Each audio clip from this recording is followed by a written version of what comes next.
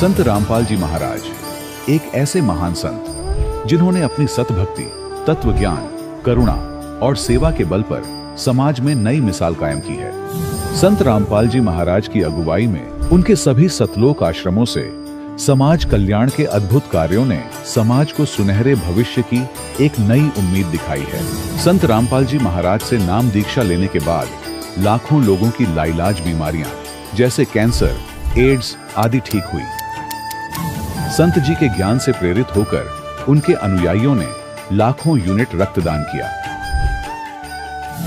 संत जी ने लाखों बहन बेटियों का दहेज मुक्त विवाह करवाया।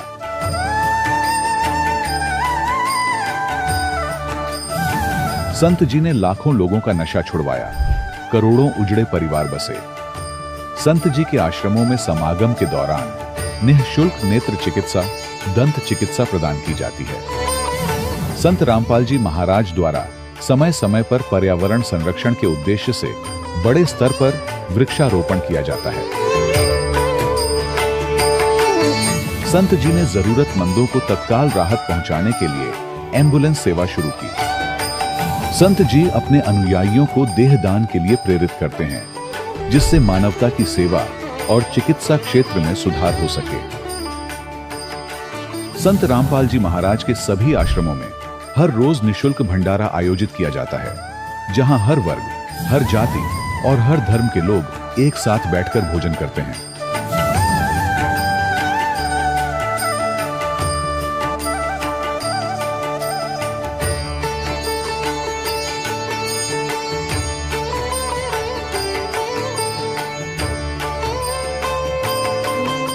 संत रामपाल जी महाराज की अन्नपूर्णा मुहिम ने गरीब और बेसहारा लोगों के जीवन में एक नई ऊर्जा और उम्मीद को जन्म दिया है। घर घर खाद्य सामग्री और जरूरी मदद पहुंचाकर संत रामपाल जी महाराज ने लोगों को दुख और मजबूरी से लड़ने की ताकत प्रदान की है।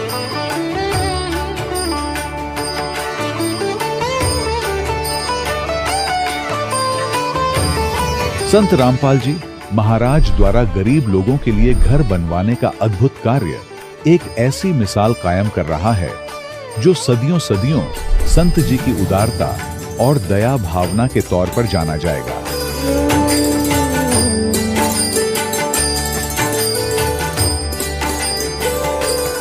संत रामपाल जी महाराज के आश्रम में हजारों बुजुर्गों को सम्मान और प्यार के साथ जीवन जीने का अवसर मिलता है। उनके खाने, रहने और स्वास्थ्य की पूरी जिम्मेदारी संत रामपाल जी महाराज उठाते हैं। अनाथ बच्चों के लिए संत रामपाल जी महाराज के सभी आश्रम किसी वरदान से कम नहीं। यहाँ उन्हें शिक्षा, संस्कार और भविष्य के लिए बेहतर अवसर प्रदान किए जाते हैं। चाहे बाढ़ हो, भूकंप या महामारी, संत रामपाल जी महाराज और उनके अनुयायी हमेशा ही जरूरतमंदों के लिए सबसे आगे खड़े रहते हैं। कोविड महामारी के दौरान संत रामपाल जी महाराज के आश्रमों से करोड़ों लोगों के लिए भोजन, दवाइयां और जीवन रक्षक सामग्रियां उपलब्ध कराई गई। चाहे गरीब की मदद हो या किसी शोषित और पीड़ित वर्ग के हक और सम्मान की लड़ाई, संत रामपाल जी महाराज ने हमेशा ही उनकी दबी आवाज को सरकारों तक पहुंचाया है और उन्हें उचित न्याय दिलवाने में अहम भूमिका अदा की है। समाज में आध्यात्मिक और सामाजिक मूल्यों के प्रति जागरूकता लाने में संत रामपाल जी महाराज हर कदम पर मानवता के सच्चे सेवक साबित हुए हैं। संत रामपाल जी महाराज का जीवन हमें सिखाता है कि सच्ची सेवा वही है जो निस्वार्थ भाव से की जाए। आइए हम भी इस महान सेवा के कार्य में इस महान संत से जुड़ें और संत रामपाल जी महाराज से नाम दीक्षा लेकर अपने जीवन को धन्य बनाएं।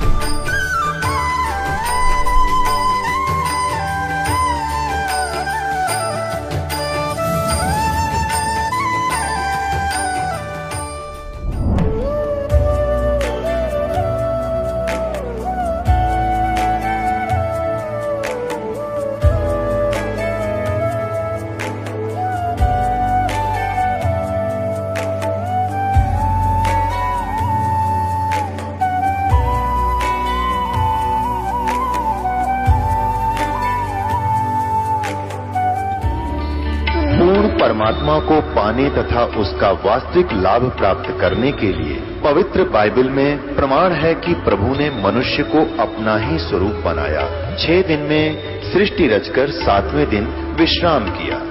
कुरान शरीफ में प्रमाण है कि हजरत मोहम्मद को खुदा स्वयं कह रहे हैं कि मैंने तुम्हें उस परमात्मा की महिमा बताने के लिए भेजा है। वो परमात्मा कबीर है जिसने 6 दिन में सृष्टि रची तथा 7वें दिन तख्त पर जा विराजा। उसकी खबर किसी बाखबर से पूछकर तो देखो। कृपया अवश्य सुनिए जगत गुरु तत्वदर्शी संत रामपाल जी महाराज के अमृत वचन। सत साहिब दर्शकों, जब कोई व्यक्ति अपने धर्म में प्रचलित हर प्रकार की भक्ति साधना अपनाने के बाद भी आर्थिक तंगी, मानसिक तनाव और शारीरिक कष्टों से मुक्त न हो पाए, तो उसके मन में यह प्रश्न उठना स्वाभाविक है कि क्या जो साधना वह कर रहा है वह वास्तव में शास्त्रों के अनुसार है भी या नहीं। दर्शकों, कुछ ऐसी ही मार्मिक कहानी है पटियाला, पंजाब की रहने वाली ज्योति जी की। ज्योति जी ने अपने जीवन में दुखों से छुटकारा पाने के लिए हर संभव रास्ता अपनाया। मंदिर, गुरुद्वारे, सब जगह माथा टेका, व्रत उपवास किए, पूजा पाठ किया, इस आशा में कि शायद कहीं से तो उनके जीवन के कष्ट समाप्त हों। लेकिन अफसोस दर्शकों, इतनी कोशिशों के बावजूद न तो उनकी आर्थिक समस्याएं कम हुई, न मन को शांति मिली और न ही शारीरिक पीड़ाएं खत्म हो सकी। हर जगह से उन्हें निराशा ही हाथ लगी और उनका विश्वास भीतर ही भीतर टूटने लगा। लेकिन दर्शकों, आज ज्योति जी का कहना है कि उनका जीवन उस दिन पूरी तरह बदल गया जब इन्होंने संत रामपाल जी महाराज से नाम दीक्षा ग्रहण की। दर्शकों, आखिर ऐसा क्या है संत रामपाल जी महाराज द्वारा दी जा रही भक्ति साधना में जो ज्योति जी जैसे लाखों श्रद्धालु अन्य धर्म गुरुओं की शरण छोड़कर संत रामपाल जी महाराज की शरण में आ रहे हैं? आखिर इसके पीछे की सच्चाई क्या है? आइए दर्शकों, सुनते हैं ज्योति जी की कहानी उन्हीं की जुबानी। बहन जी नमस्कार। सत साहब जी। क्या नाम है जी आपका? ज्योति। कहाँ से आए हैं आप? पटियाला से। संत रामपाल जी महाराज से कब जुड़े आप? हमने 11 अप्रैल 2010 में ली हमने। संत रामपाल जी महाराज की शरण में आने से पहले आप क्या भक्ति साधनाएं करते थे? मैं 18 साल से ब्रह्मा कुमारी के आश्रम में जाती थी और उससे पहले बचपन से ही मैं देवी देवताओं की पूजा करना, वैभव लक्ष्मी का व्रत करना, ये सब करती थी। जो हमारे घर के बड़े करते थे, पीरों पे चद्दर चढ़ाना, मतलब सब कुछ करते थे हम। आपने 18 साल तक ब्रह्मा कुमारी पंथ में साधना की है। वहाँ की भक्ति साधना के बारे में बताइए और बताइए कि आपको वहाँ पर साधना करने से क्या क्या लाभ मिला। देखो, हमें तो यही नहीं पता था कि भक्ति करने से लाभ भी मिलता है, हानि भी होती है। बस भक्ति करनी है तो करनी है, कुछ इतना खास वो नहीं था। संत रामपाल जी महाराज की शरण में कैसे आना हुआ? हमारे एक पड़ोसी हैं, वो एक बार जा रहे थे कहीं, तो ट्रेन में उनको एक पुस्तक मिली ज्ञान गंगा। तो वो खुद तो पढ़ी नहीं उन्होंने और हमारे भगत जी को आके दे गए। कहते हैं कि तुम फ्री बैठे रहते हो और ये पुस्तक पढ़ लो, तुम तेनू पढ़न का बहुत शौक हैगा। इन्होंने पुस्तक पढ़ी और ये तो गुमसुम रहने लगे।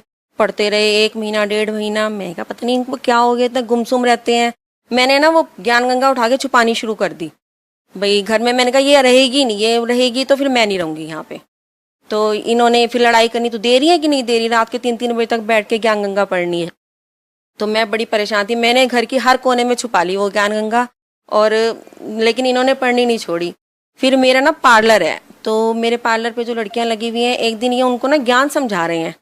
तो मैं ऐसे डस्टिंग कर रही थी, काम कर रही थी, जैसे मेरे को नहीं कुछ बता रहे थे, बस ये उनको समझा रहे थे। तो मैंने सुना कि भाई ऐसे देवी देवताओं की पूजा नहीं करनी चाहिए। एक लड़की थी, वो माता को बहुत मांगती थी, तो उसको हमेशा समझाते थे कि तू मत करा कर, तेरी साधना गलत है भाई, कुछ लाभ नहीं होने वाला, तू हमारे गुरु मतलब जो ये पुस्तक पढ़, तेरे को कुछ मिलेगा। तो वो कहते हैं भैया तुसी अपने कोल ही रखो, मैं नहीं रखनी है, मैं नहीं पढ़नी है पुस्तक। मैं जब ये ना पढ़ा, मैं ऐसे पीछे मुड़ी। मैंने कहा ये भाई इतने साल में ब्रह्मा कुमारी के आश्रम में जाती थी, शिव बाबा को मानती थी, नहाते समय, दुख सुख में, हर समय शिव बाबा मेरे मुंह से निकलता था। तो भाई आप तो 1 महीना हो गया ये पुस्तक पढ़ रहे हो और अभी भी चुपचाप बैठे हो। कहते यही कारण है कि मैं गुमसुम रहता था। मैंने कहा अच्छा। फिर उन्होंने समझाया, मैंने पूरा ज्ञान भी नहीं समझा इनसे। और क्या कहते हैं, मैंने कहा तुम चलो, मेरा कोई एड्रेस वगैरह कहीं से मिल सकता है? कहते हैं कि भाई इस पुस्तक में सब कुछ लिखा हुआ है। इन्होंने शाम को कोई 3-3:30 बजे का टाइम था जब इन्होंने ज्ञान बताया, और मैं रात को इनकी जान खा गई कि आप चलो चलो भाई, मैं आपके साथ हूँ। तो इन्होंने कहा ठीक है। कहते हैं मेरे पास पैसे नहीं है। मैंने कहा मेरे पास है, ₹750 हैं मेरे पास, हम चलते हैं। हमने खाना वाना बनाया और अपने घर को लॉक करा, जल्दी हम पहुंच गए। और वहाँ पे जाके फिर उन्होंने हमें एक वो फॉर्म दिया कि भाई पहले आप ये नियमों को पढ़ो, ऐसे नहीं कि भाई तुम नाम ले लिया और चले गए, ऐसे नहीं मिलता नाम। पहले इनको फॉलो करने की तुम में हिम्मत है तो तुम नाम मिलेगा, नहीं तो नहीं मिलेगा। फिर हमें 1 घंटा दिया कि तुम सोच विचार कर लो। फिर हम लोग बैठ गए, फिर ये पढ़ेंगे, कहते हैं देख इसमें करवा चौथ का व्रत नहीं है। मैं कहा देखो इसमें लिखा है दारू नहीं पीनी, इसमें लिखा है तीर्थ स्थान पे नहीं जाना। मतलब हमने 1 घंटे में ना तर्क वितर्क किया, आखिर में डिसीजन यही हुआ कि भाई मैं कुछ भी ऐसा नहीं करूंगा, दारू वारू नहीं पीऊंगा। मैं कहा मेरे को कौन सा व्रत करने से क्या मिल रहा है, भूखे रहना पड़ता है, मैं भी नहीं रखूंगी व्रत। तो जी हमने फिर नाम ले लिया, और नाम लेते ही जो हमारे साथ हुआ वो मैं बयान भी नहीं कर पाऊंगी। आप भी थक जाओगे माइक पकड़ पकड़ के, मेरा इतना दिल भरता है। देखिए, आपने संत रामपाल जी महाराज से नाम दीक्षा ली है, आपने कुछ नियम पढ़े, जो नियम आपने पढ़े उनमें आपने देखा कि तीर्थ व्रत नहीं करना चाहिए। आपने क्या सोचा? क्या उनमें ऐसी कोई चीज भी लिखी थी कि क्यों नहीं करना चाहिए? आपने एक बार भी जानने की कोशिश नहीं की आखिर ये चीजें मना क्यों की गई हैं? ये सब गलत थी और हमें पता नहीं था कि हम अब तक यही करते आ रहे हैं, हमारे बड़े बुजुर्ग भी यही करते आ रहे हैं और हम भी यही कर रहे हैं। तो मुझे लगा कि नहीं, ये सही नहीं है, ये बिल्कुल ठीक नहीं है। जो भी इसमें लिखा है कि तीर्थों पे जाना करना, क्या मिलता है जाने से? आते हुए रास्ते में किसी का एक्सीडेंट हो जाओ, क्या कर लोगे तुम? और अब हमारे ही मतलब कुछ पड़ोस में है, एक सरदार फैमिली है, तो अब उनका एक बेटा हैगा, उसको पहले किडनी खराब हो गई थी। तो फिर वो तो बेचारे इतने लंगर चलाते हैं, इतनी छबील चलाते हैं। अब पता चला कि उनके लड़के को कैंसर हो गया। बताओ फिर क्या फायदा लंगर का, क्या फायदा ये छबील लगाने का? इतने तुम पाठ कराते हो, जब उसका कोई तुम्हारे को फायदा नहीं हो रहा। मेरे हिसाब में तो ये भक्ति नहीं। आपको क्या लगता है, इतना सारा दान करने के बाद भी, भंडारा करने के बाद भी आखिर लाभ क्यों नहीं मिलता?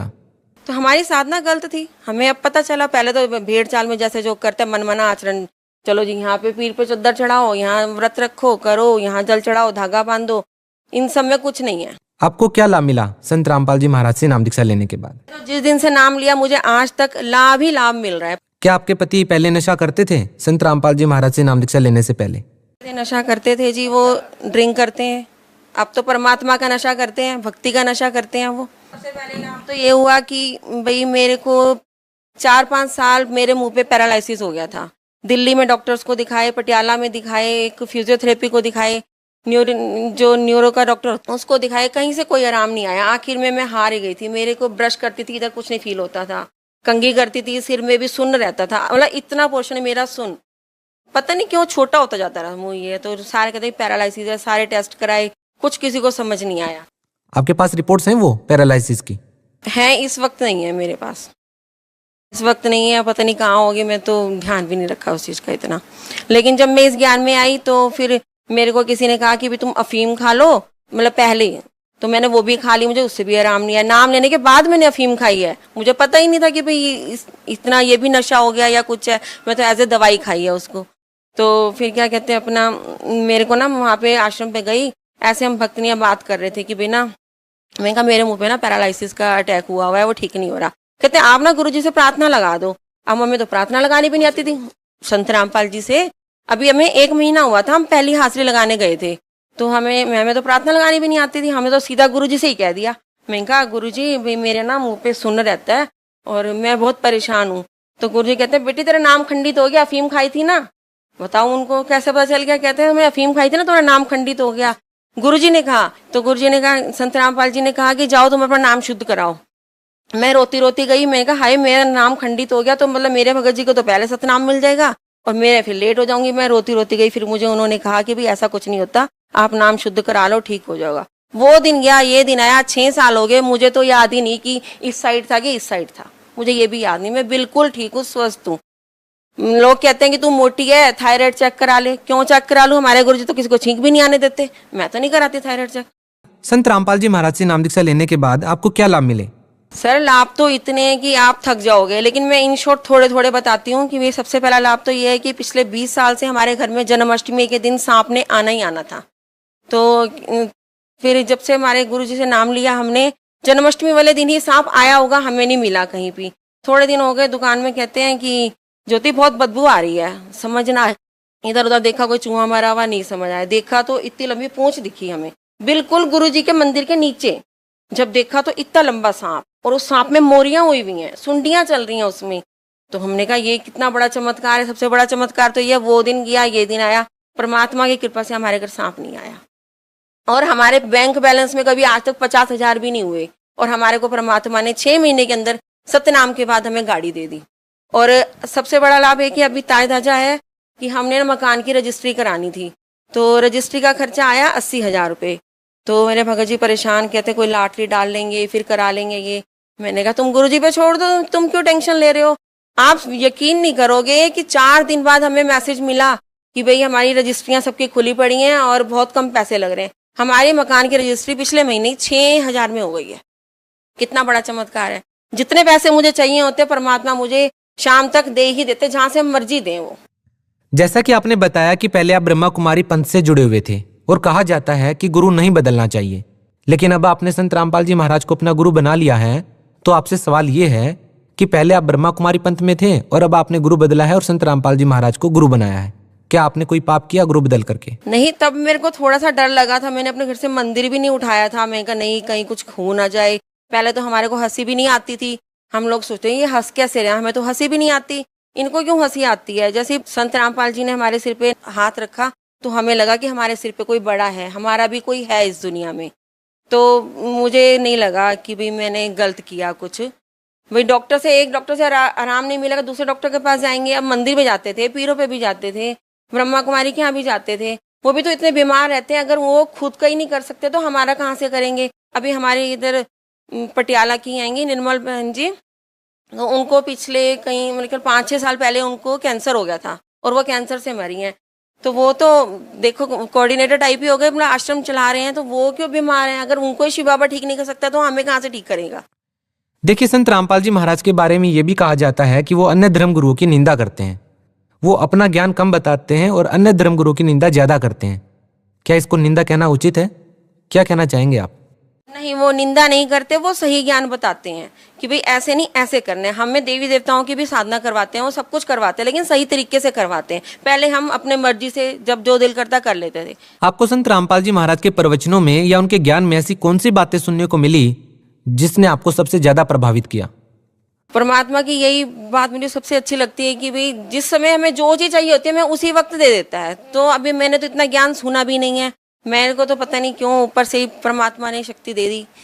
भगत समाज से क्या प्रार्थना करना चाहेंगे, क्या संदेश देना चाहेंगे? मैं तो भगत समाज से यही कहती हूँ कि जो ये हम ये सीरियल वगैरह देखते रहते हैं, इन चीजों को छोड़ दो। घूमते फिरते हैं, आउटिंग पे जाते हैं, क्या पता आउटिंग पे जाके हम वापस आए ना आए, ये सब चीजें छोड़ दो। अगर तुम्हें पता चला है कि जैसे हमने कहा कि भाई आप चैनल पे सत्संग आ रहा है और तुम देख भी रहे हो और उसके बाद तुम्हारे मन में आए कि भाई हाँ यार कुछ तो है, लेकिन फिर जैसे ही हमारा सत्संग खत्म हुआ, चलो भाई वो स्टार प्लस लगा लो, सीरियल देखो अपने, लेकिन सीरियल में खो जाओगे, फिर ये ज्ञान इधर उधर हो जाएगा। इसलिए तुम सोचो समझो और ये नंबर नोट करो जो चैनल पे सत्संग में इस समय नंबर नीचे आ रहे हैं, नीचे देखो 1 मिनट, इस नंबर को नोट करो और नोट करके फिर आपको वो बताएंगे, गाइड करेंगे कहाँ से तुम्हें नाम लेना चाहिए। 1 मिनट भी गवाना, समझो 1 जन्म गवा दिया, 1 मिनट भी नहीं गवाना है। बहुत बहुत धन्यवाद। सत साहेब। दर्शकों, अभी आपने सुने संत रामपाल जी महाराज से दीक्षा प्राप्त करके सुखी हुए भक्त के अनुभव।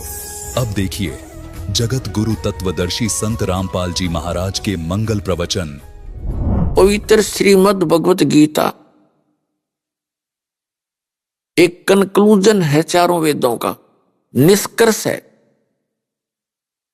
और इसके साथ साथ जैसे ये अन्य 4 बुक और हैं, ये उनके बाद की पुस्तक है। अब जो वेदों में ज्ञान दिया वो सर्व मानव के लिए है, और जो श्रीमद् भगवत गीता में ज्ञान दिया वो भी पूरे मानव मात्र के लिए ही। ये पुराना ज्ञान है। उसके बाद जो ये अन्य पुस्तक जैसे पुराण हैं, ये ऋषियों की अपने अनुभव हैं।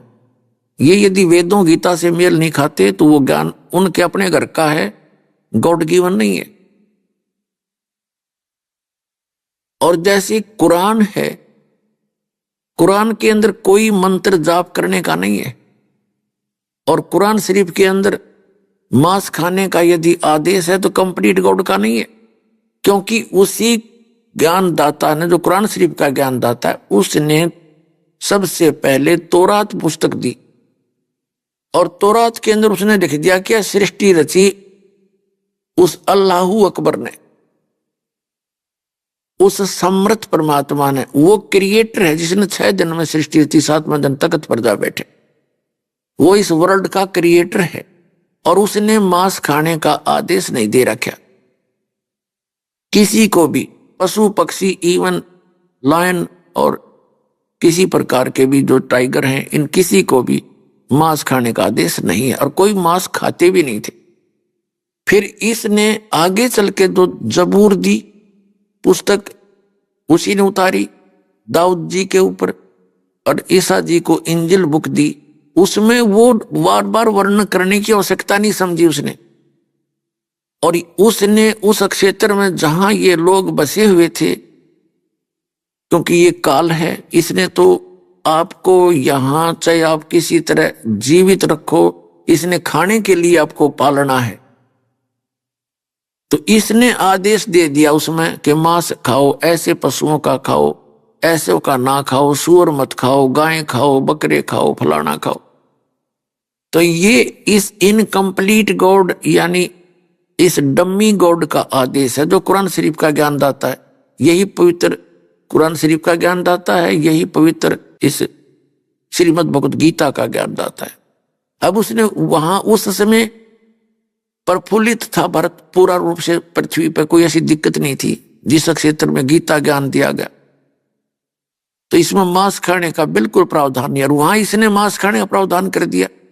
और अन्य जो पुराण में मांस खाने का प्रावधान है तो किसी ऋषि का है, वो कंप्लीट गॉड का नहीं है। तो कंप्लीट गॉड ने जो ज्ञान दिया वो स्वयं आकर ही दिया। फिर जब देखा कि ने सब जेड़े कर दिए, तो वो परमात्मा कबीर है, अल्लाहू अकबर है, अल्लाह कबीर है, बड़ा भगवान कह लो, ये मुसलमान भाई उसको बड़ा भगवान कहते। उसने भी वही ज्ञान दिया है जो वेदों और गीता में ज्ञान है।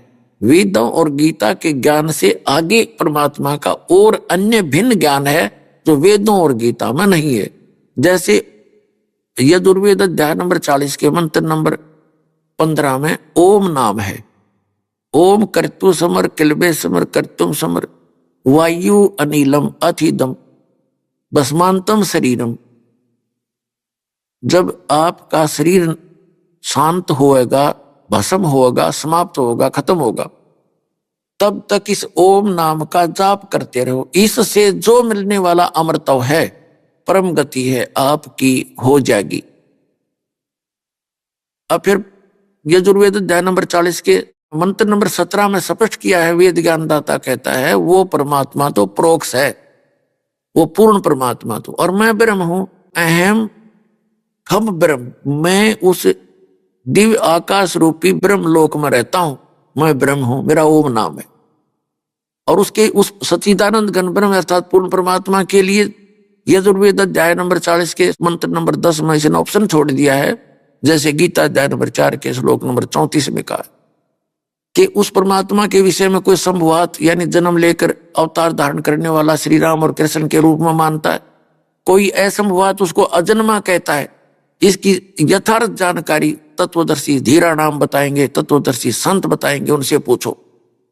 इनकी बुद्धि ने काम नहीं कराया ऋषियों की ने कि तुम जहां डले ढो रहे हो उसमें यह भी तो लिखा है, कोई तत्वदर्शी संत से पूछो। तो वो ज्ञान इन वेदों में है ही नहीं। और परमात्मा ने बताना चाहा, मनु जी से मिले, मनु जी ने उनका वामदेव नाम रख लिया। वामदेव माने उल्टा ज्ञान प्रसार करने वाला, पता क्या कर ले इस काल के एजेंटों का। ये ईब दया हुई परमात्मा की, बच्चों आपके ऊपर सत्कर मान लियो, आपको स्वयं शिक्षित करना पड़ा। अगर आप पहले शिक्षित हो जाते तो पहले बेईमान हो जाते। शिक्षा हमें बेईमान बनाती है, घना चतुर बनाती है। और समाज में रहने के लिए घनी चतुरता नहीं, अपनी नेक नीति और सभ्यता की ज्यादा आवश्यकता होती है। और इसने दोनों खत्म कर दी हमारी। छोटे छोटे बच्चे देखे कैसे वस्त्र पहन के चलेंगे और कैसे मांग मूंग पाड़ कर नू करते चले। ये कोई एक सभ्य समाज के रहने का और बसने का ढंग है। तो इसने बिगाड़ दिया अपने को। लेकिन परमात्मा को पता था इसने तो मैं संभाल लूंगा इस ज्ञान से, जो थोड़े बहुत ये बिगड़ेंगे तो इस ज्ञान से अपने आप सीधे हो जाएंगे। गलत ज्ञान से बच्चा बिगड़ जाता है, सही ज्ञान से सुधर जाता है। कब सपने में भी नहीं याद आऊंगी बकवाद इसके कभी, जब ये ज्ञान से रंगा जाएगा। तो इसलिए परमात्मा ने यह शिक्षा आपको देनी पड़ी। इसने बहुत गणा बखेड़ा तो कर दिया हमारे जी ने, कितना समाज बिगड़ दिया, कितना देख लो लाज शर्म रही नहीं, छोटे बड़े की रही नहीं, बकवाद चलती है। ये मोबाइल परमात्मा ने बनवाया आपके लिए, इंडिया टीवी आपके लिए बनवाए ताकि आप भक्ति करा करोगे। अब तो बकवाद कर रहे हो, फिर इनके अंदर केवल परमात्मा की चर्चा चला करेगी, नहीं तो ये टीवी फूट जाएंगे अपने आप ही, इनमें आग लगनी शुरू हो जाएगी।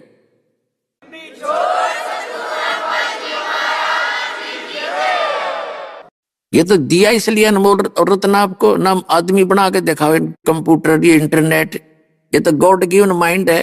और ये फूले पड़े साइंटिस्ट, यार गड्ढे थे साइंटिस्ट, 4 युग हो गए एक रेड में, एक रेडू ढंका नहीं बना सके, 6 खच्चर जोड़ कर एक रेडू इस रत्न के सीटे अंडा करते थे, कहाँ थे इनके पास वो।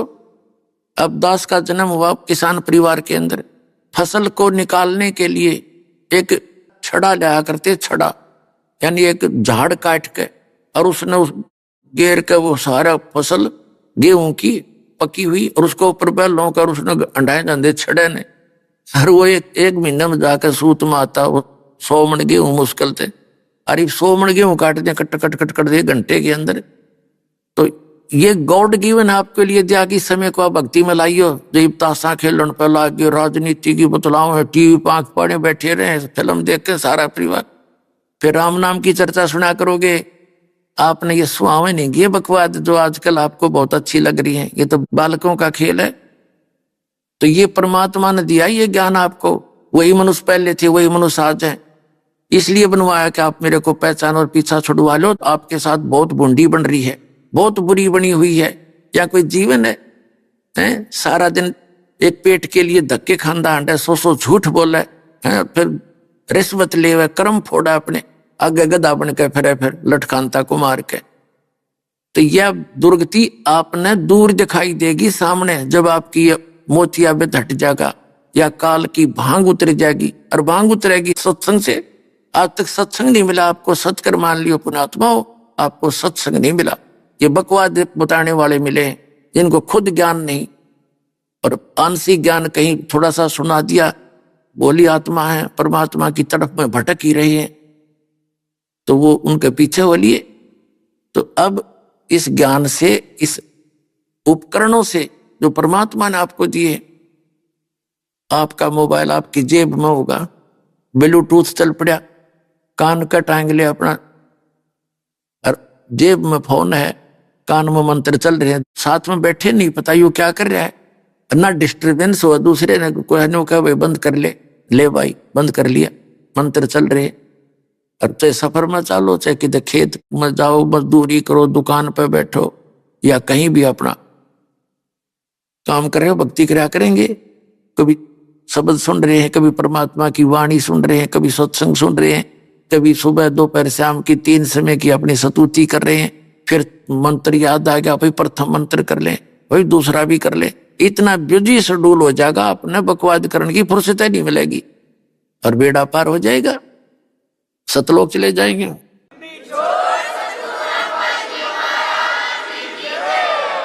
तो जो प्रसंग चल रहा था पुण्यात्माओं के, गुरु गोविंद दोनों खड़े किसके लागू पाए, बलिहारी गुरु अपना जिन गोविंद दियो मिलाए। परमात्मा बताते हैं कि एक सतगुरु आए दया करी। आदरणीय गरीबदास साहिब जी को परमात्मा मिले थे गांव छोडानी, जिला झज्जर, हरियाणा में। खेतों में गौ चरा रहे थे, 10 वर्ष के बालक थे, और आदरणीय गरीबदास साहिब जी, उनका मूल गांव करोथा, जिला रोहतक, जहां अपना आश्रम है जो, वहां के मूल निवासी थे।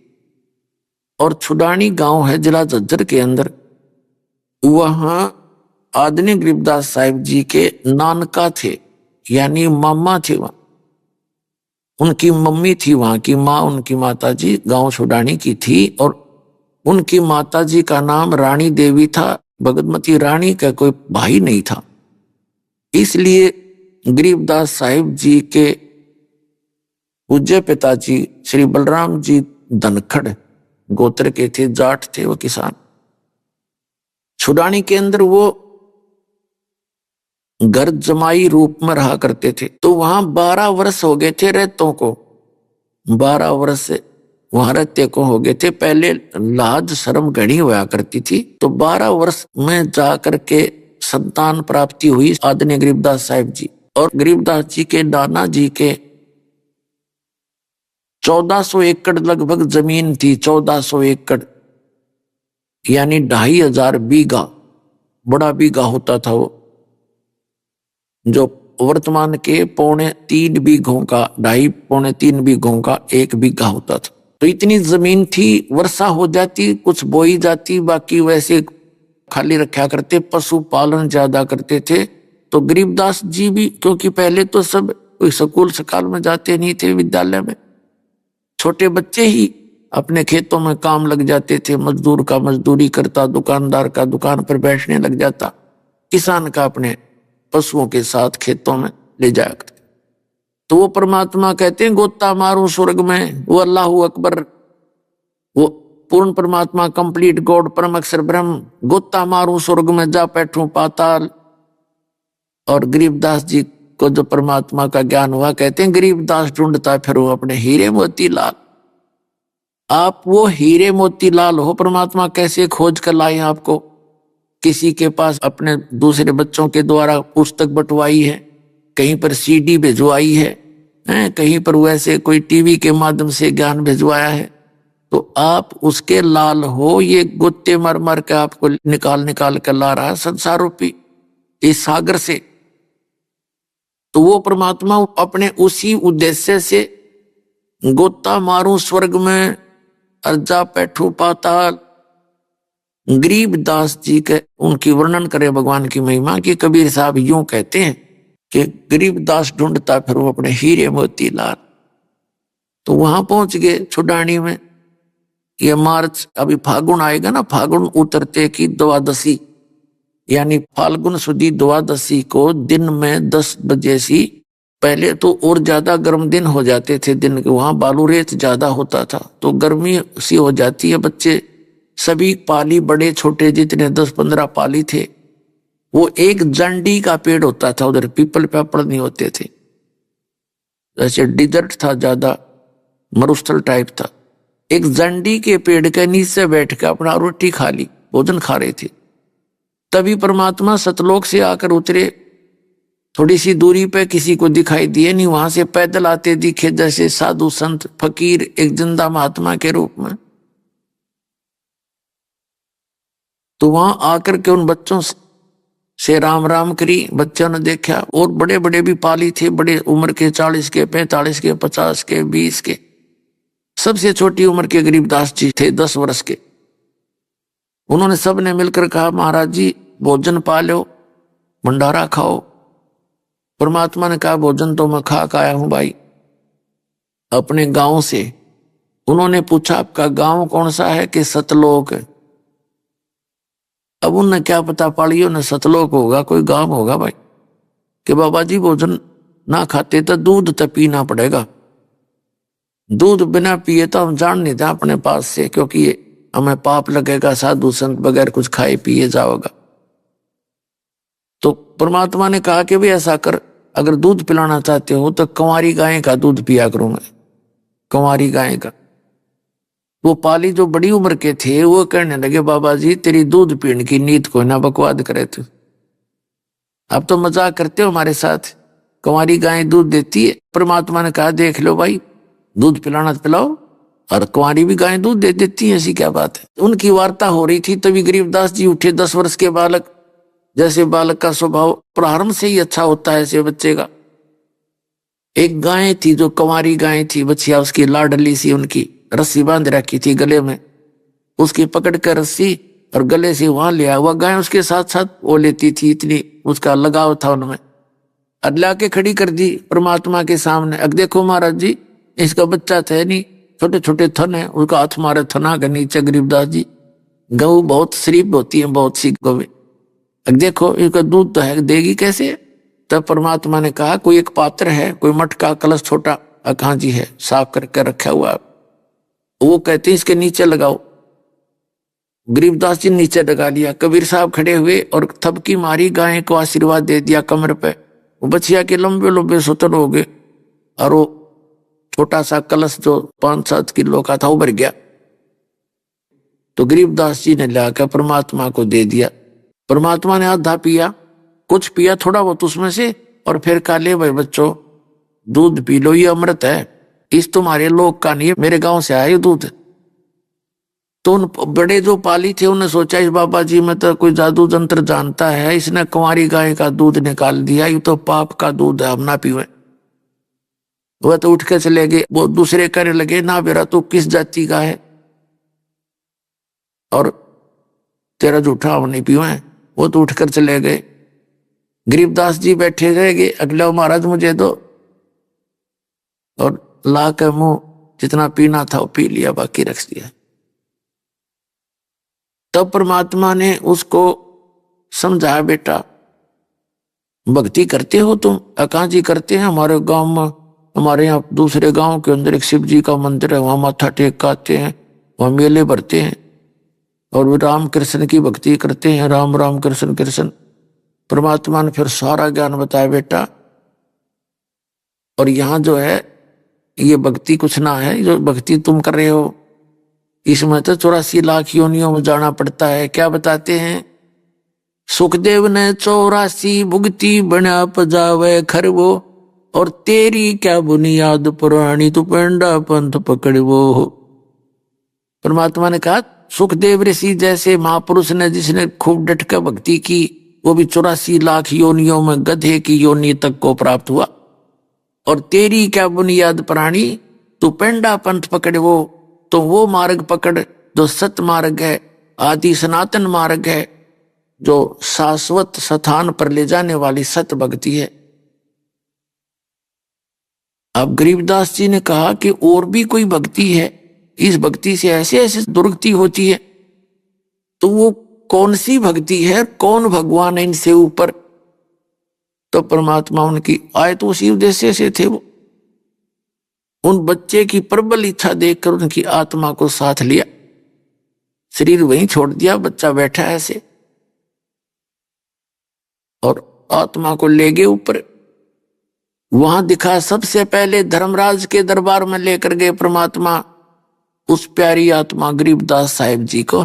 जब धर्मराज के दरबार में न्यायाधीश, चीफ जस्टिस ऑफ दिस ब्रह्मांड, इस ब्रह्मांड का जो न्यायाधीश है, मुख्य न्यायाधीश, उसके दरबार में गए, और जो ही परमात्मा वहां प्रवेश हुए, उनके चेहरे की तरफ देखकर धर्मराज ने कुर्सी छोड़ दी, सिंहासन छोड़ दिया, और नीचे खड़ा होकर करबद्ध खड़ा हो गया।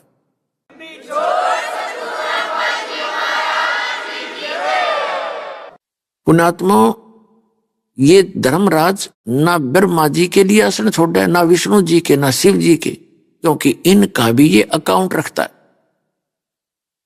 इनसे उस प्रोसेस के अंदर वो इनसे सुपीरियर है। जैसे भारत का सुप्रीम कोर्ट का चीफ जस्टिस, चाहे प्रधानमंत्री भी वहां जाओ वो कुर्सी नहीं छोड़ेगा, राष्ट्रपति जाएगा तो अपने चेयर छोड़ के खड़ा हो जाएगा, क्योंकि वो सुप्रीम पावर है। तो इसी प्रकार वो परमात्मा पूर्ण ब्रह्म जब वहां पहुंचे, क्योंकि उनको तो आभास हो जाता है, सामने परमात्मा वही रोल कर देते, उसकी आंखों के सामने उसका रूप दिखा दिया, एकदम खड़े हो गए। गरीबदास जी को तो दिखाई दे रहे हैं कबीर साहब एक साधु, और धर्मराज को दिखे वो पूर्ण परमात्मा समर्थ शक्ति, उसके सामने वो ठहर नहीं सका सिंहासन पर, तुरंत खड़ा हो गया नीचे।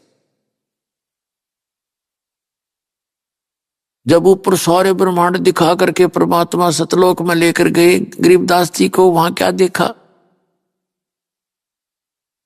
नीचे से जो बाबा जी गए थे जिस रूप में, जिंदा वाले महात्मा में, वो उनके साथ गए, साथ में गरीबदास जी गए, और वहां जाकर के क्या देखा कि बहुत बड़े गुम्बज के अंदर एक बहुत सुंदर सिंहासन सफेद कलर का है,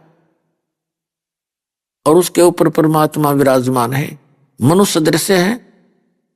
और जैसा वो रूप यहां से गए थे उसी रूप में बैठे हैं। परमात्मा का जो फेस था वो जिंदा वाले रूप जैसा ही था, लेकिन जिंदा महात्मा का जो स्वरूप था वो सरल रूप था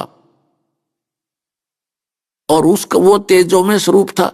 एक रोमकूप में करोड़ सूर्य मिलादे करोड़ चंद्रमा इतनी रोशनी थी उस परम पिता की, एक रोमकूप की, तो सारी बॉडी की कितनी होगी। तो जिंदा महात्मा के रूप में जो नीचे से गए थे उन्होंने वहां एक चंवर रखा था, चंवर उठाया, जैसे ये सफेद सफेद बालों का श्रद्धा से करते हैं अपने गुरु जी के ऊपर। तो ऐसे चंवर करने लगे जिंदा महात्मा वाले रूप में वो कबीर जी। तो गरीबदास जी ने सोचा भी इस परमात्मा तो ये है जो सिंहासन पे बैठा, बाबा जी तो इसका नौकर, इनका चेला चाला होगा, कोई चेला होगा, यहाँ सेवक है। इतना सोच ही रहे थे, इतने में वो तेजो में शरीर खड़ा हुआ, सिंहासन छोड़ दिया और प्रार्थना की कि भगवान बैठो। अब जिंदा महात्मा के रूप में जो नीचे से गए थे वो बैठ गए सिंहासन पर जच के, और वो तेजो में शरीर खड़ा हो उठा के चंवर लेकर के उस मालिक पर नीचे से गए थे जिंदा महात्मा, सिंहासन पर बैठे, ओवरऑल कंट्रोलर के क्रिएटर के सिंहासन पर बैठे हैं और वो तेजो में शरीर उन पर चंवर कर रहा है जैसे सेवादार किया करते हैं। अब गरीबदास जी बालक कभी यूं देखा, कभी उसकी तरफ देखा, ये क्या हो गया। इतने वो तेजो में शरीर उस जिंदा महात्मा वाले शरीर में समा गया और वो तेजो में रूप हो गया वो फिर एज इट इज, और अकेले वो पूर्ण परमात्मा के सिंहासन पर कबीर परमात्मा काशी वाले धानक वहां विराजमान थे।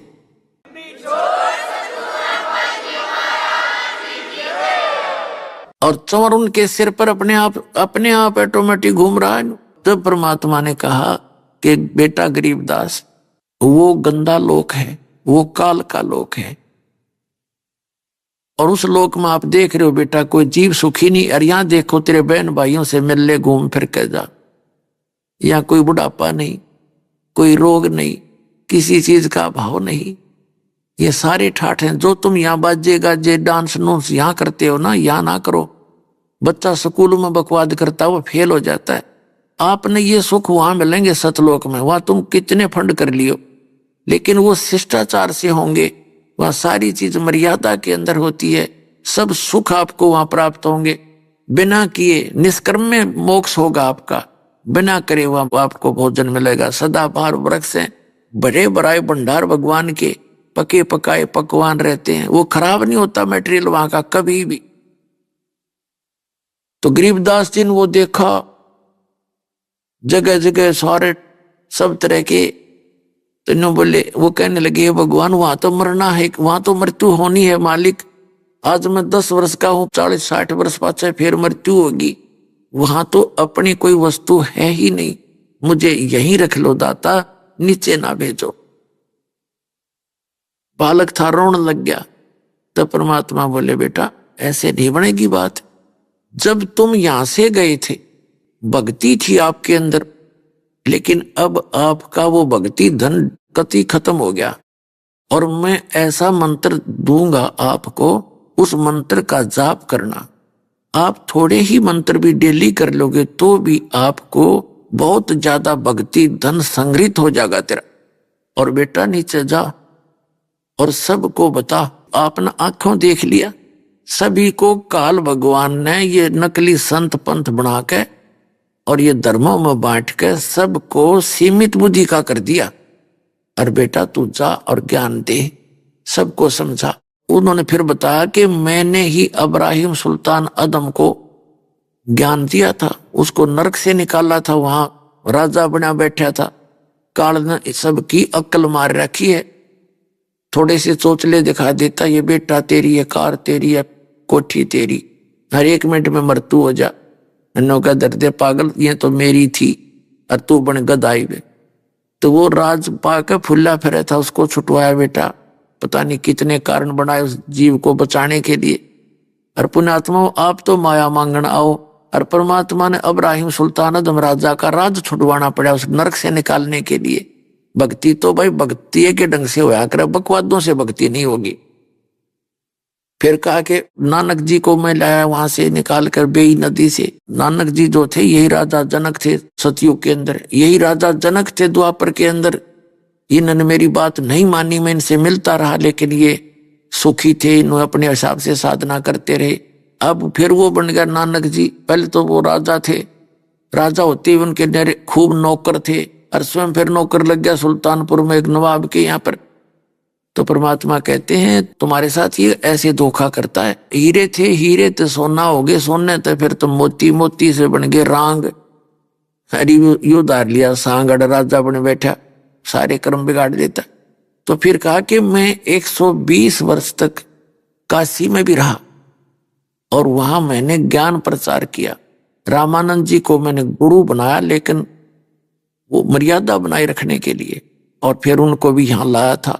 तब रामानंद जी की बुद्धि सेट हुई थी ना, तो ब्राह्मण कुल में पैदा हो करके उसने तो अपने कर्म फोड़ लिए थे, कति किसी की नहीं मानना था, विद्वान पाक रहा था। जब मैं उसको यहां ले जाकर वापस छोड़ा तब उसकी बुद्धि सेंटर में आई थी, बेटा और अब तू जा और सबको बता, और यहां ऐसे नहीं रह सकते।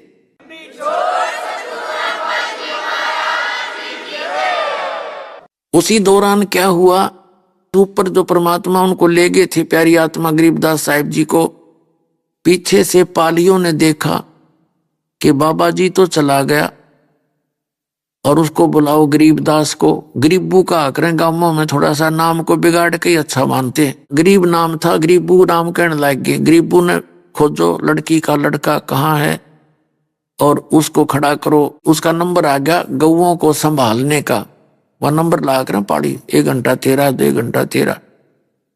उसका नंबर आया कि 5-6 घंटों के बाद उसको कई बुलाने के लिए आवाज लगाई, रे गरीबू आजा, तेरा नंबर आ गया, अपना गौओं को घेर, खड़ा हो जा, इनके आगे चरा इनको। अब बिल्कुल निकट जा लिया तब भी ना बोलिया वो, क्योंकि वो तो आत्मा जारी ऊपर खोखा रखा था। अब उस साथी ने आकर के उसको पकड़ के ला, भगत जी खड़ा हो ले, चल तेरा नंबर आ गया। वो गिर गए, गिरते तो वहां उन्होंने देखा इसमें सांस नहीं तो मर गया। सारे पाली इकट्ठे हो गए, 2-3 गांव में भागे आए, लड़की का लड़का मर गया। इस संदेश को सुनते ही, इस दुख भरी खबर को सुनते ही दोनों माता पिता बेहोश हो गए, क्यों 12 वर्ष में संतान प्राप्त हुई थी। अभी आपने सुने संत रामपाल जी महाराज के मंगल प्रवचन। आइए अब सुनते हैं संत रामपाल जी महाराज से नाम दीक्षा लेकर सतभक्ति करके अद्भुत लाभ प्राप्त करने वाले अनुयायी के विचार। दर्शकों, मनुष्य को अपने जीवन में भक्ति साधना करते हुए भी सुख, शांति और घर में बरकत की कमी महसूस होती है। कुछ ऐसी ही कहानी है उत्तर प्रदेश के गोरखपुर में रहने वाले राजू दास जी की। राजू जी ने निरंकारी पंथ में 25 वर्षों तक भक्ति साधना की, लेकिन इसके बावजूद भी इन्हें अपनी शारीरिक परेशानियों से मुक्ति नहीं मिली और नशे की लत ने भी इन्हें घेर लिया। इनका पूरा परिवार भी मानसिक रूप से अस्वस्थ हो गया। राजू जी का जीवन तब बदला जब इन्होंने संत रामपाल जी महाराज से नाम दीक्षा ली। आखिर संत रामपाल जी महाराज से नाम दीक्षा लेने के बाद इनकी जिंदगी कैसे बदली, आइए जानते हैं राजू जी की कहानी उन्हीं की जुबानी। नमस्कार सर। सत्सय भगत जी। सर क्या नाम है आपका? राजू दास नाम है जी। सर कहाँ से हैं आप? मैं जिला गोरखपुर से हूँ, उत्तर प्रदेश से। सर संत रामपाल जी महाराज से नाम दीक्षा आपने कब ली? संत रामपाल जी महाराज जी से नाम दीक्षा मैंने 19 मार्च 2018 को लिया है। सर संत रामपाल जी महाराज से नाम दीक्षा लेने से पहले आप क्या भक्ति साधनाएं करते थे? संत रामपाल जी महाराज के चरणों में आने से पहले मैं निरंकारी मिशन में था। 25 साल मैं निरंकारी मिशन में सत्संग करता था। वहाँ पे 2012 में मेरे को सेवा करते करते एक पदवी मिल गई, तो वहाँ पे मैं गद्दी पे बैठ के और सेवा करने लगा। वक्ता सत्संग लोगों को बैठ करके सत्संग करवाता था, तो वहाँ पे भी सेवा काफ़ी करी हमने। 12 साल तक करीबन निरंकारी पंथ का प्रचार किया जी। वहाँ पे नाम 5 सुमिरन बताई जाती थी कि भाई कहते थे तन मन धन निरंकार का है, साधु भेष नहीं बदलना है, और एक तू ही निरंकार मैं तेरी शरणहार, यही मंत्र थे, वो इसी का सुमिरन करना था जी। सर आपने बताया कि आप 25 साल से निरंकारी पंथ में जुड़े हुए थे। लास्ट के 12 साल तक आपने निरंकारी पंथ का प्रचार किया। वहाँ पर आपको एक सेवा दे दी गई कि आप वहाँ सत्संग करने लगे। तो सर हम आपसे एक बात जानना चाहते हैं कि जब निरंकारी पंथ में 25 साल रहने के बाद और 12 साल तक निरंकारी पंथ का प्रचार करने के बाद तो फिर ऐसा क्या कारण बना कि आप निरंकारी पंथ को छोड़कर संत रामपाल जी महाराज की शरण में आए? ऐसा है जी कि जब मैं निरंकारी मिशन में 25 साल जब सेवा करता था तो करते करते मेरे को फिर 2012 में एक प्रचारक का सेवा दे दी गई और वहाँ पे मुझे सत्संग करवाने का एक सेवा दे दी गई, जिससे मैं सेवा करने लगा।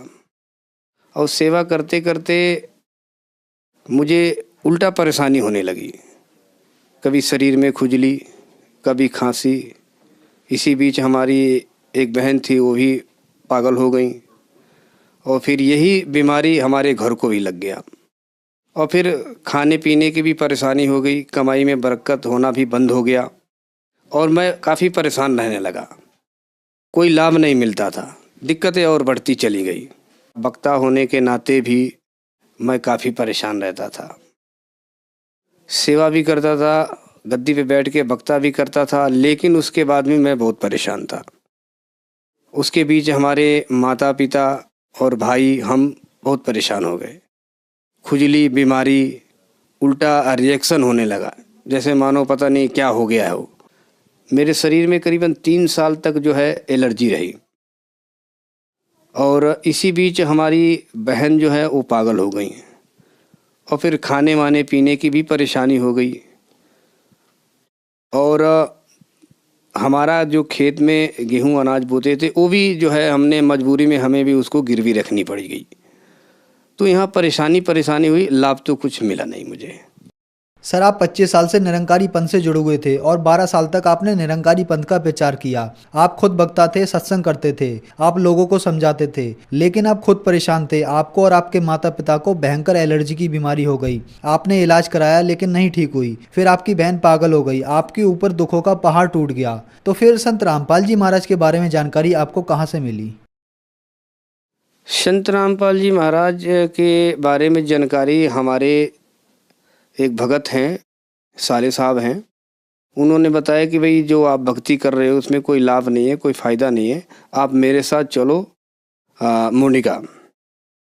तो हमने पहले उनको 1-2 बारी मना किया कि नहीं जी कोई बात नहीं, हम कहाँ जाएंगे, हम कहीं नहीं जाते, हमारे लिए निरंकारी पंथ ही सब कुछ है, यहीं है सब कुछ। तो बोले नहीं, एक बार आप चल के देख लीजिए, आपको जाने में क्या दिक्कत है। तो उन्होंने 1-2 बारी कही तो मैंने कहा भाई चलो। तब मैं फिर मोनिका सतलोक आश्रम में पहुंचा। वहाँ पे हमने गुरु संत रामपाल जी महाराज जी के प्रवचन सुने, सत्संग सुने, तो मैं हक्का बक्का रह गया जी। और फिर वहाँ पे मेरे को रहा नहीं गया कि ये हुआ कि अब हमारे को यहाँ पे मंत्र जो मिलना चाहिए वो हमें चाहिए, हमें इच्छुक हो गए जानने के लिए। उसके बाद मैंने मोनिका आश्रम में जाके संत रामपाल जी महाराज से दीक्षा ली। सर हम आपसे पूछना चाहेंगे कि 25 साल से आप निरंकारी पंथ में साधना कर रहे थे और 12 साल तक आप वक्ता भी रहे और फिर आप संत रामपाल जी महाराज की शरण में आए, तो इन दोनों की भक्ति में आपको क्या अंतर देखा? इन दोनों जानी के भक्ति में बहुत ज़मीन आसमान का फ़र्क हुआ। पहली बात तो जो मेरी बेचैनी थी, जो परेशानी थी, वो एकदम शांत हो गई। और सबसे बढ़ के ये खुशी मिली कि मुझे असली भक्ति, असली ज्ञान यहाँ मिला संत रामपाल जी महाराज जी के आश्रम में। तो फिर इनके ज्ञान में अंतर ये हो गया, एक तो जो ज्ञान देते थे संत रामपाल जी महाराज, उसमें ये था प्रमाणित ज्ञान, वेद शास्त्र गीता ये सब चीज़ों में दिखाई गई थी। और जो हमारी निरंकारी में जो था उस टाइम, उसमें कोई प्रमाणित नहीं था, ऐसे आम टाइप का जो है दे दिए कि भाई आप सुमिरन करो तू ही निरंकार मैं त्रिशरणा, इस टाइप का। तो उस ज्ञान से और इस ज्ञान से ज़मीन आसमान का फ़र्क हो गया जी।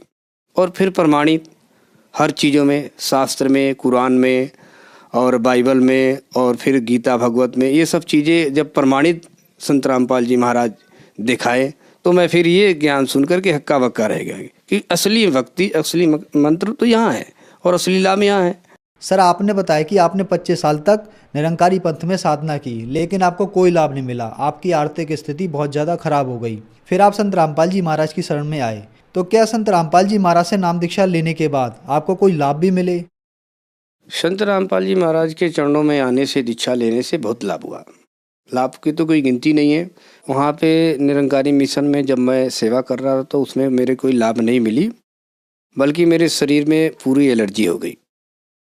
और जब मैंने संत रामपाल जी महाराज के आश्रम में नाम दीक्षा लिया तो 1 हफ्ते के बाद पूरे शरीर की जो एलर्जी थी ठीक हो गई, बिना किसी दवाई के। फिर उसके बाद जो मेरा वो खेत था गिरवी रखी, वो फिर 1 महीने के अंदर अंदर वो भी छूट गया। और फिर जो काम धाम हमारे बंद हो गए थे वो भी चालू हो गए संत रामपाल जी महाराज के चरणों में आने से, शिक्षा दीक्षा लेने से। और उसके बाद जो है, जो हमारी सिस्टर थी वो जो पागल हो गई थी, उनको भी हमने नाम दीक्षा लिया। पहले तो वो नाम दीक्षा ले नहीं रही थी, बड़ी मुश्किल से उनको हमने राजी करे, भाई मानो जाओ। तो उसके बाद हमने अपनी बहन को भी संत रामपाल जी महाराज जी से दीक्षा दिलवाई, तो उनको भी ये राहत प्राप्त हुई, वो भी ठीक है। अभी हमारी जो बहन थे उनका आपने सुना, मेरा सुना, यही सिस्टम, यही परेशानी माता जी को भी हो गया था हमारे, और हमारे भाई को भी हो गया था। और प्लस पॉइंट घर में भी बहुत तरीके से झगड़े होते थे, परेशानी होती थी, वो भी सब ठीक हो गई, उनकी भी एलर्जी ठीक हो गई। और संत रामपाल जी महाराज के चरणों में आने से, इनसे दीक्षा लेने से हमारे घर की सारी परेशानी, सारी बीमारी ठीक हो गई, बिना किसी पैसे की। सर, संत रामपाल जी महाराज से नाम दीक्षा लेने से पहले क्या आप कोई नशा भी करते थे? संत रामपाल जी महाराज के दीक्षा लेने से पहले मैं काफ़ी नशा करता था। मेरी 4-4, 5-5 डिब्बी सिगरेट हो जाती थी, और बीड़ियाँ भी हो जाती थी। तम्बाकू भी बहुत खाया करता था, 3-3, 4-4 पैकेट एक दिन में खा जाता था। दारू भी बहुत पीता था, और अन्य नॉन वेज वगैरह भी खाता था। सर, आपने बताया कि आप शराब पीते थे, सिगरेट पीते थे और मांस भी खाते थे। तो क्या संत रामपाल जी महाराज से नाम दीक्षा लेने के बाद आपकी ये बुराइयां छूट गईं? सदगुरु रामपाल जी महाराज के चरणों में दीक्षा लेने से संत रामपाल जी महाराज की ऐसी दया हुई कि सारी बीमारी और सारी नशा छूट गई भगत जी। सर, संत रामपाल जी महाराज से नाम दीक्षा लेने के बाद आपको लाभ ही लाभ प्राप्त हुए। आपका घर संत रामपाल जी महाराज ने खुशियों से भर दिया। तो जो श्रद्धालु आज आपको देख रहे हैं, खास करके निरंकारी पंथ वाले, उनके लिए आप क्या कहना चाहेंगे? मैं उनके लिए तो यही कहना चाहूँगा कि भाई, मनुष्य जीवन है बड़ा दुर्लभ, मिले न बारंबार। आप उस नकली पंथों से हट के संत रामपाल जी महाराज के चरणों में आइए, इनसे दीक्षा लीजिए। आपको यहाँ पे बहुत लाभ मिलेगा और आपके सुखों की खान लग जाएगी। वहाँ पे कोई फ़ायदा नहीं है। वहाँ जो निरंकारी मिशन में हम एक पदवी पे थे, और वहाँ पे पदवी पे होने के बाद भी, वक्ता होने के बाद भी मेरे को वहाँ पे निरंकारी मिशन में कोई भी लाभ नहीं हुआ, बल्कि सारी दुखे ही दुख मिले। खेत गिरी हो गई, बहन पागल हो गई, हमारे शरीर में एलर्जी हो गई। यही सिस्टम हमारे घर वालों को भी हो गया, माता को, पिता को, बहन को। जैसे हमने संत रामपाल जी महाराज जी से नाम दीक्षा लिया, वो हमारी सारी बीमारी, दुख दलिद्र सारे दूर हो गए। मैं तो उन श्रद्धालुओं को यही कहना चाहूँगा, ये विनती करना चाहूँगा कि संत रामपाल जी महाराज जी के चरणों में आइए, इनसे नाम दीक्षा लीजिए, और आपको लाभिक सुख ही सुख मिलेगा, और लास्ट में आपको मोक्ष की भी प्राप्ति होगी। सर, संत रामपाल जी महाराज की शरण में कैसे आ सकते हैं? संत रामपाल जी महाराज के शरण में आने के लिए चैनल जो अपना है, टीवी जो है, इसके नीचे टेलीफोन वगैरह, एड्रेस वगैरह पट्टी चलती है, उसमें आप फ़ोन करके आश्रम में पता कर सकते हैं, और उनसे सारे आप ज्ञान और पूछताछ कर सकते हैं। वहाँ से आप संत रामपाल जी महाराज से नाम दीक्षा ले सकते हैं। धन्यवाद सर। सब्सक्राइब।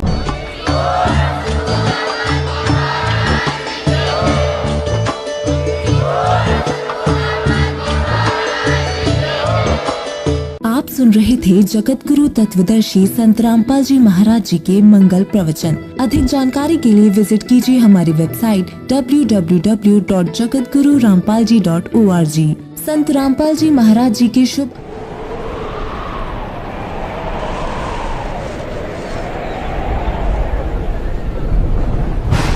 लगता है कुछ दिव्य घटना घटने वाली है। इतिहास के पन्नों में दर्ज एक अनोखी घटना।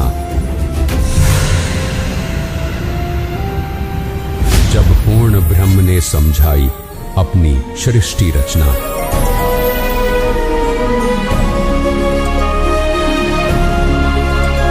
दिव्य लोकों की यात्रा पर जब निकला एक नन्हा बालक,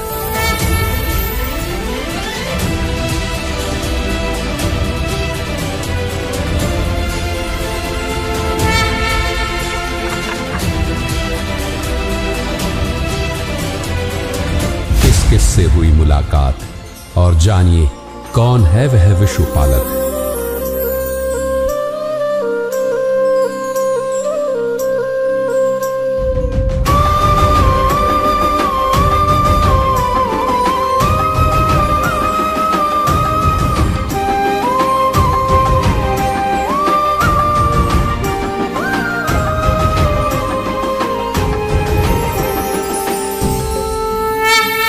अमर ग्रंथ का इतिहास और एक मां की ममता को करेंगे उजागर। ओ मेरे राज दुलारे, ओ मेरे लल्ला प्यारे, आजा मैं ले लूं तेरी बलाएं, मारूं ये चंदा सितारे। ओ मेरे राज दुलारे, ओ मेरे इस दिव्य घटना को अवश्य देखिए और देखिए कैसा है वो सुख सागर। गरीबदास जी महाराज की सतलोक यात्रा देखिए एआई वीडियो दिनांक 4 अप्रैल 2026 को शनिवार शाम 5 बजे केवल संत रामपाल जी महाराज यूट्यूब चैनल पर।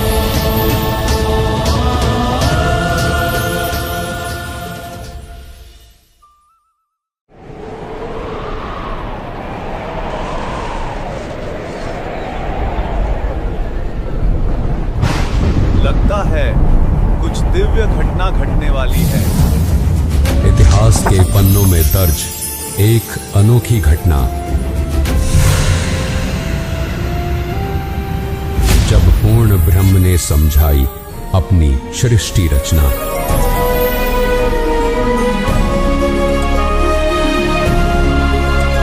दिव्य लोकों की यात्रा पर जब निकला एक नन्हा बालक,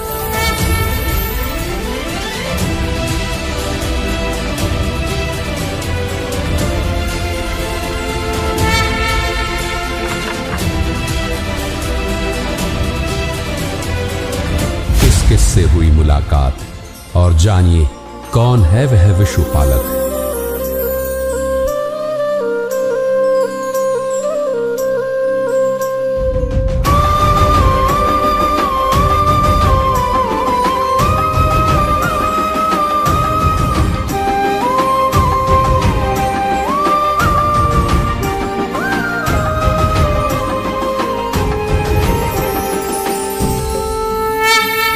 अमर ग्रंथ का इतिहास और एक मां की ममता को करेंगे उजागर। ओ मेरे राज दुलारे, ओ मेरे लल्ला प्यारे, आजा मैं ले लूं तेरी बलाएं, मारूं ये चंदा सितारे। ओ मेरे राज दुलारे, ओ मेरे इस दिव्य घटना को अवश्य देखिए और देखिए कैसा है वो सुख सागर।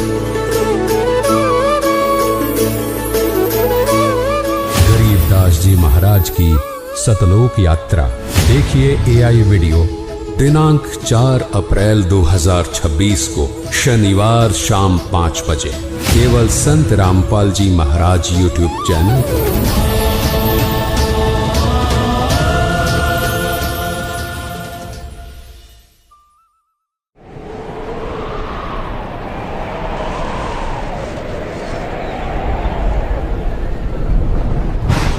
लगता है कुछ दिव्य घटना घटने वाली है। इतिहास के पन्नों में दर्ज एक अनोखी घटना। जब पूर्ण ब्रह्म ने समझाई अपनी सृष्टि रचना।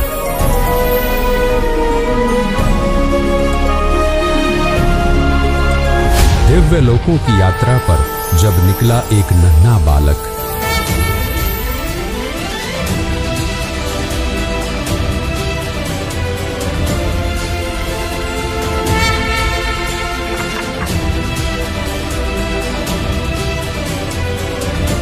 किससे हुई मुलाकात और जानिए कौन है वह विश्वपालक।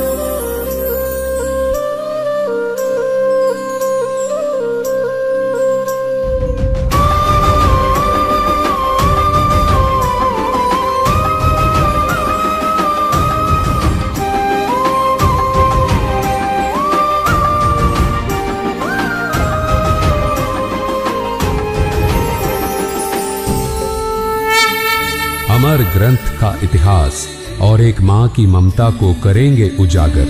ओ मेरे राज दुलारे, ओ मेरे लल्ला प्यारे, आजा मैं ले लूं तेरी भलाई, मारूं ये चंदा सितारे। ओ मेरे राज दुलारे, इस दिव्य घटना को अवश्य देखिए और देखिए कैसा है वो सुख सागर। गरीबदास जी महाराज की सतलोक यात्रा देखिए एआई वीडियो दिनांक 4 अप्रैल 2026 को शनिवार शाम 5 बजे केवल संत रामपाल जी महाराज यूट्यूब चैनल पर।